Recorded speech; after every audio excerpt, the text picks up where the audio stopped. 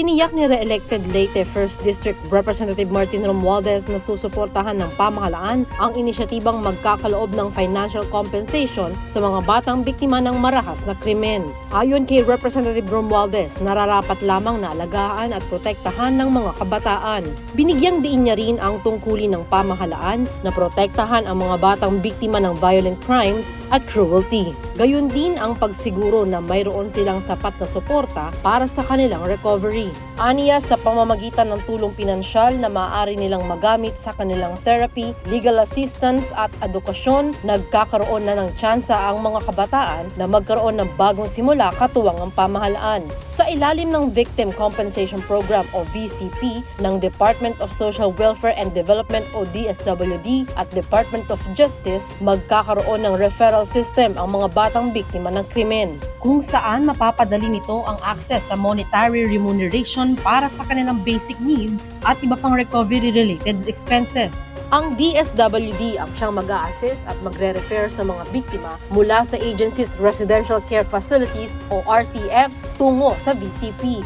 Covered ng nasabing programa ang mga batang biktima ng rape, torture, enforced at involuntary disappearance, exploitation, online sexual abuse at iba pang kauri nito. Samantala, iginiit ni Representative Romualdez na napapanahon na ang mga programang ito na siyang malaki ang may tutulong para sa mga kabataan at pamilyang Pilipino. Para sa totoong balita sa Bagong Pilipinas, Julian Bunag, Congress News.